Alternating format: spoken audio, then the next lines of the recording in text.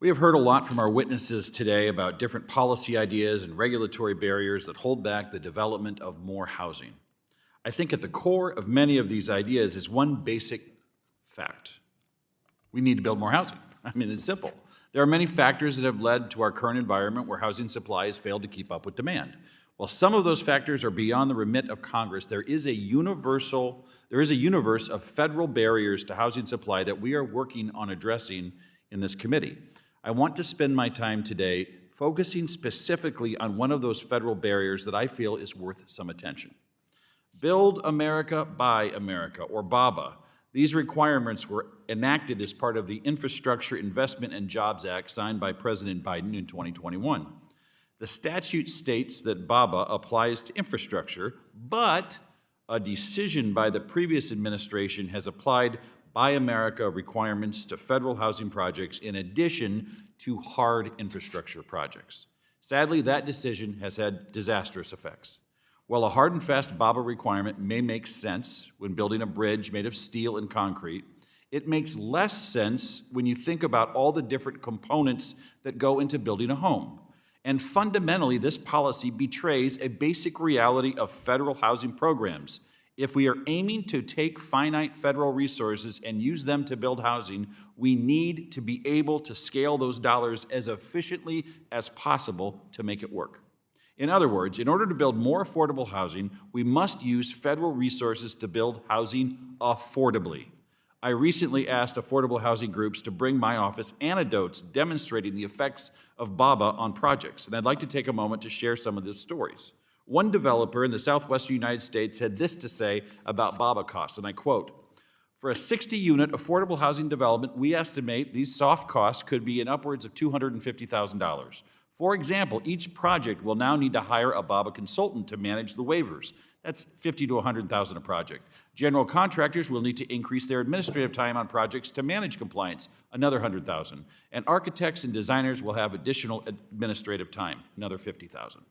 We heard the following about a project in Massachusetts related to BABA costs, and I quote, "The BABA materials cost increase is estimated to be $193,000, a 17.7% increase, or greater than 1/5 of the home HUD award that triggered the BABA requirement."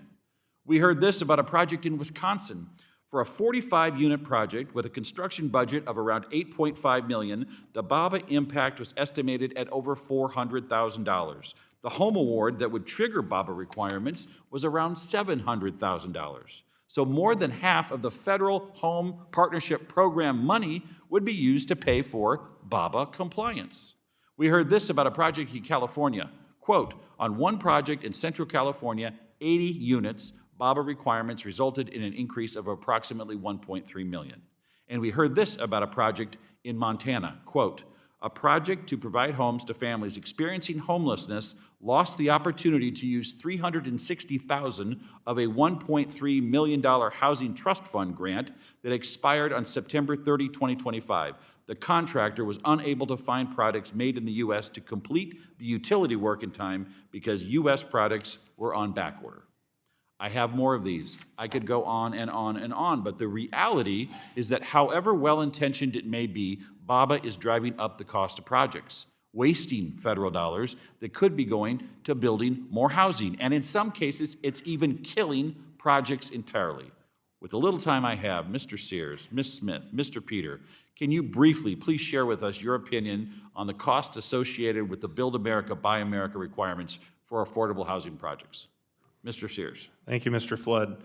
And while the BABA rules were well-intended and I think meant for larger infrastructure, the reality is that when builders get stuck waiting for waivers or searching for substitutes or having to pay higher prices, the impact goes right down to the end consumer. Thank you very much. Ms. Smith. Yes, we've been talking to our subs, and we think that the increase per unit would be somewhere around 4 to 5%. Thank you, Mr. Peter. Yeah, I agree. I mean, all levels of government just need to get out of the way, and you highlighted a great example there. Well, I appreciate everybody being here. I appreciate my colleagues on both sides of the aisle. While we may have disagreements on policy, this committee is functioning the way I had hoped Congress would work before I got here. So with that, I yield back.